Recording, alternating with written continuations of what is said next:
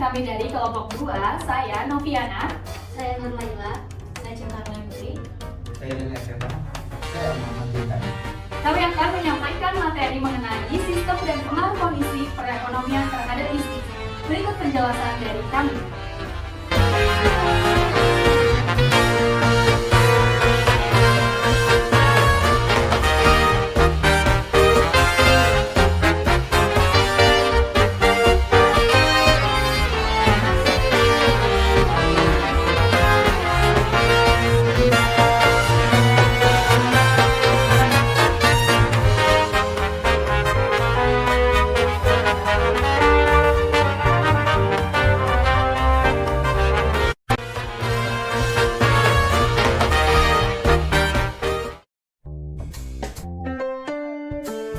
Sistem perekonomian adalah sistem yang digunakan dari suatu negara untuk membuat sumber daya yang dimilikinya berjalan dengan baik kepada suatu individu maupun organisasi di negara tersebut.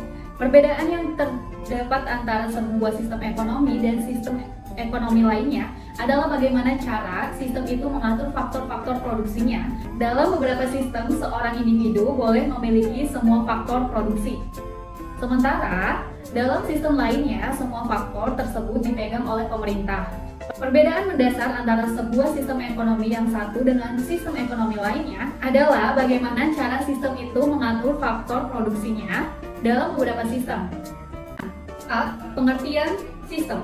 Sistem menurut Kester adalah suatu kesatuan yang terpadu secara holistik, yang di dalamnya terdiri atas bagian-bagian dan masing-masing bagian memiliki ciri dan batas tersendiri.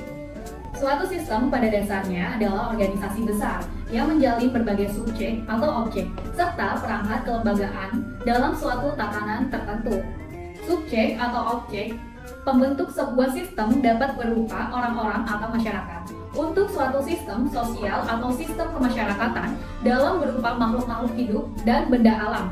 Untuk suatu sistem kehidupan atau kumpulan fakta, dan untuk sistem informasi atau bahkan kombinasi dari subjek-subjek tersebut.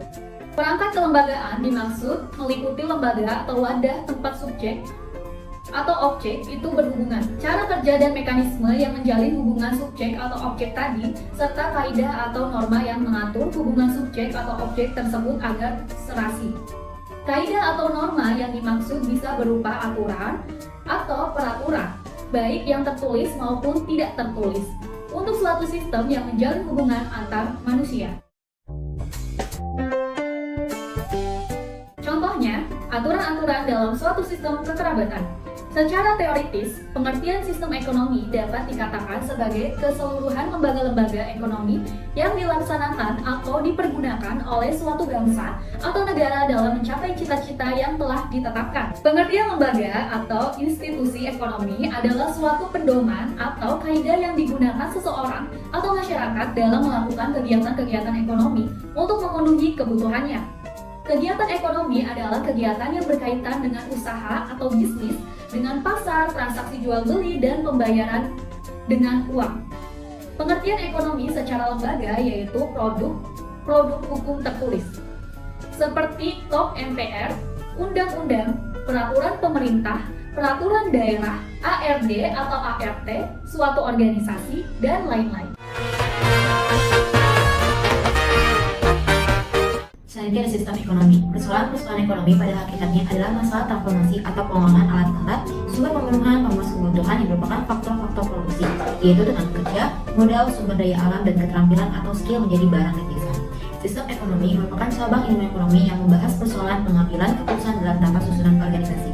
Ekonomi untuk menjawab persoalan-persoalan ekonomi untuk mewujudkan tujuan nasional suatu negara.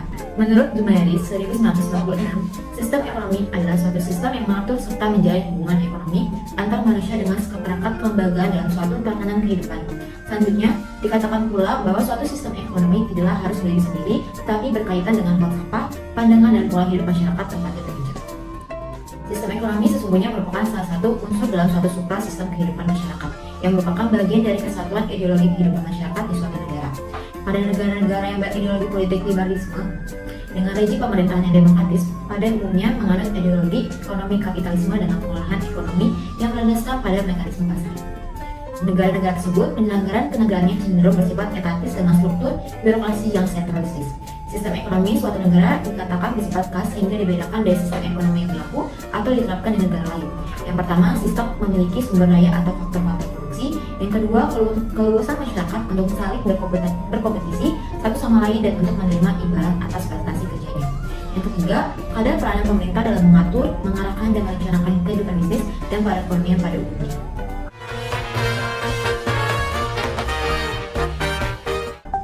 Selanjutnya ada macam-macam sistem ekonomi. Yang pertama, sistem ekonomi liberal kapitalis adalah suatu sistem yang memberikan kebebasan yang besar bagi pelaku-pelaku ekonomi untuk melakukan kegiatan yang terbaik bagi kepentingan individu atau sumber daya ekonomi atau faktor produksi. Selanjutnya ada ciri-ciri ekonomi liberal kapitalis, yaitu pertama adanya pengakuan yang luas terhadap hak pribadi, yang kedua praktik perekonomian diatur menurut mekanisme pasar, yang ketiga praktik perekonomian digerakkan oleh motif keuntungan atau disebut profil motif. Sistem ekonomi pasar dikemukakan oleh Adam Smith yang dimuat dalam bukunya yang berjudul An Inquiry into the Nature and Causes of Global Population. Selanjutnya ada ciri sistem ekonomi pasar. Yang pertama, setiap individu bebas memiliki barang dan alat-alat produksi. Yang kedua, kegiatan ekonomi di semua sektor dilakukan oleh pihak swasta. Yang ketiga, pemerintahan tidak ikut campur tangan dalam kegiatan ekonomi. Yang keempat, modal memegang peranan penting dalam kegiatan ekonomi. Yang kelima, setiap orang diberi kebebasan dalam memakai barang dan jasa. Dan yang terakhir, semua kegiatan ekonomi didorong oleh prinsip laba, berlakunya persaingan secara bebas. Dalam sistem ekonomi pasar ada kebaikan dan keburukan. Yang pertama, kebaikan, adanya persaingan mendorong manusia atau individu untuk terus maju dan bertindak secara efektif dan efisien. Selanjutnya, tiap individu bebas memilih pekerjaan yang disukai sesuai dengan minat dan bakatnya. Produksi berdasarkan atas kebutuhan masyarakat. Yang keempat, kebebasan memilih alat-alat produksi dan modal. Selanjutnya, dalam sistem ekonomi pasar adanya keburukan. Yang pertama, persaingan dapat menyebabkan terjadinya penindasan dan monopoli. Yang kedua, karena motif memperoleh laba, tiap-tiap individu hanya mementingkan diri sendiri sehingga pemerataan pendapatan sulit dicapai atau belum merata.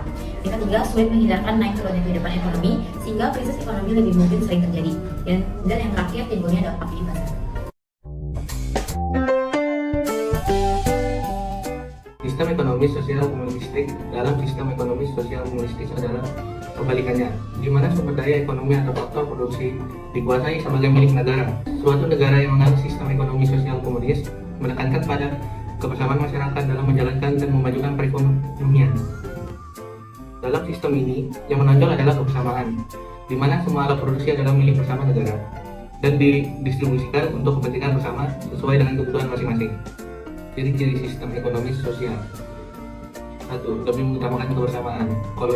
Kolektivisme.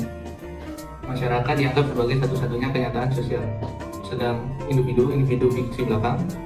Tidak ada pengakuan atas hak-hak pribadi individu dalam sistem sosialis. Peran pemerintah sangat kuat. Pemerintah bertindak aktif mulai dari perencanaan, pelaksanaan hingga pengawasan. Alat-alat produksi dengan kebijakan ekonomi semuanya diatur oleh negara. Sifat manusia ditentukan oleh pola produksi. Pola produksi, aset digunakan masyarakat, melahirkan kesadaran kolektivisme masyarakat sosialis. Dia produksi, aset dikuasai individu, melahirkan kesadaran individualisme masyarakat kapitalis. Kelemahan sistem ekonomi sosialis. Teori pertentangan kelas tidak berlaku umum, tidak banyak kasus. Hanya terjadi pada saat revolusi industri abad pertengahan dan revolusi Bolshevik tahun 1917. Di India banyak kasta tapi tidak pernah terjadi revolusi sosial. Tidak ada kebebasan memilih pekerjaan, maka kreativitas masyarakat terhambat. Produktivitas menurun, produk dan perekonomian akan berhenti.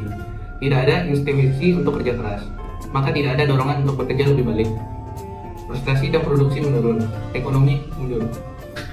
Tidak menjelaskan bagaimana mekanisme ekonomi. Karl Marx hanya mengkritik keburukan kapitalisme, tapi tidak menjelaskan mekanisme yang mengakomodirkan sumber daya di bawah sosialisme.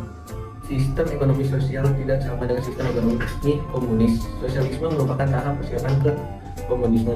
Komunisme merupakan tahap akhir perkembangan masyarakat. The six major historical stages: primitive communism, celebrity feudalism, kapitalisme, sosialisme, dan full communism.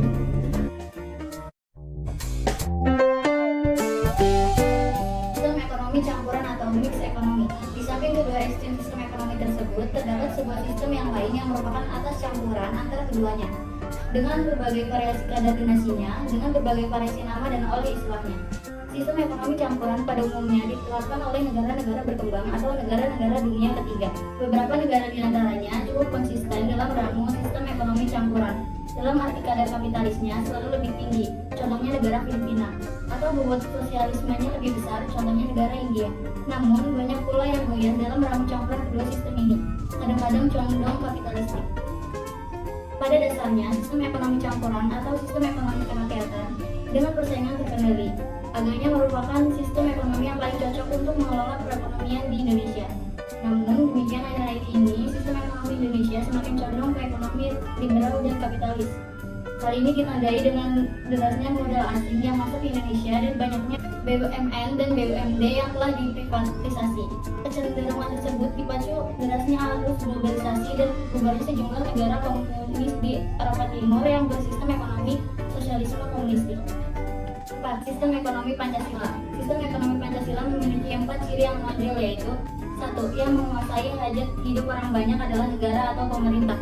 Contoh hajat hidup orang banyak yakni seperti air, bahan bakar minyak atau BBM, pertambangan atau hasil bumi, dan lain sebagainya. 2. Tidak mendominasi perekonomian karena didasari atas asas kekeluargaan antara sesama manusia. Tambahan, dalam sistem ekonomi Pancasila, perekonomian liberal maupun komando harus dijauhkan karena terbukti hanya menyasarkan kaum yang lemah serta mematikan kreativitas yang potensial. Persaingan usaha pun harus selalu terus-menerus diawasi pemerintah agar tidak merugikan pihak-pihak yang berkaitan.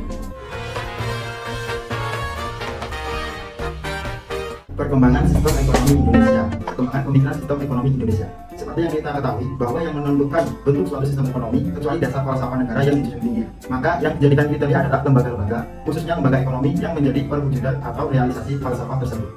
Pergulatan pemikiran tentang sistem ekonomi yang sebaiknya diterapkan di Indonesia telah dimulai sejak Indonesia belum mencapai kemerdekaannya. Sampai sekarang, pergulatan pemikiran tersebut masih terus berlangsung. Hal ini tercermin dari perkembangan pemikiran tentang sistem ekonomi Pancasila atau SEP. Menurut Sri Edi Swasono 1985, pergulatan pemikiran tentang SEP pada hakikatnya merupakan dinamika penafsiran tentang pasal-pasal ekonomi dalam Undang-Undang Dasar 1945. 1. Pasal ekonomi dalam Undang-Undang Dasar 1945.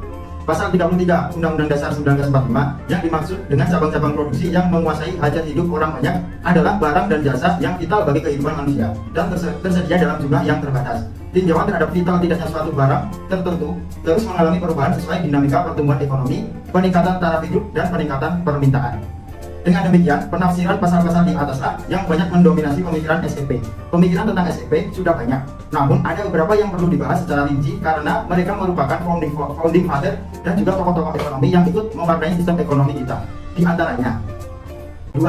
Pemikiran Wipolo. Pemikiran Wipolo disampaikan pada perdebatan dengan Wijoyo Nitisastro tentang pasal 38 UUDS.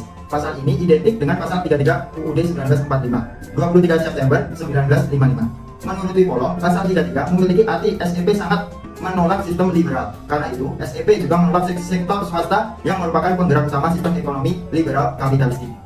3. Pemikiran Wijoyo Nitisastro. Pemikiran Wijoyo Nitisastro ini merupakan tanggapan terhadap pemikiran Wilopo. Menurut Wijoyo Nitisastro, pasal 33 UUD 1945 sangat ditafsirkan sebagai penolakan terhadap sektor swasta. 4. Pemikiran Mubiato. Menurut Mubiato, SEP adalah sistem ekonomi yang bukan kapitalis dan juga sosialis. Salah satu perbedaan SEP dengan kapitalis atau sosialis adalah pandangan tentang manusia. Dalam sistem kapitalis atau sosialis, manusia dipandang sebagai makhluk rasional yang memiliki kecenderungan untuk memenuhi kebutuhan akan materi saja. 6. Pemikiran Sumitro Joyo Hadikusumo. Sumitro Joyo Hadikusumo dalam pidatonya di hadapan School of Advanced International Studies di Washington, Amerika Serikat, tanggal 22 Februari 1949, menegaskan bahwa yang dicita-citakan bangsa Indonesia adalah suatu macam ekonomi campuran. Lapangan-lapangan usaha tertentu akan dinasionalisasi dan dijalankan oleh pemerintah, sedangkan yang lain-lain akan terus terletak dalam lingkungan usaha swasta. Kesimpulan dari materi yang kita sampaikan adalah bahwa kondisi perekonomian mempengaruhi bisnis secara signifikan. Sistem ekonomi suatu negara ditentukan menurut kultur budaya pada negara tersebut untuk tercapainya kemakmuran suatu negara. Semua sistem ekonomi mempunyai kelebihan dan kekurangan masing-masing. Demikian materi yang dapat kita sampaikan. Semoga apa yang telah kita sampaikan bisa bermanfaat untuk kita semua. Terima kasih.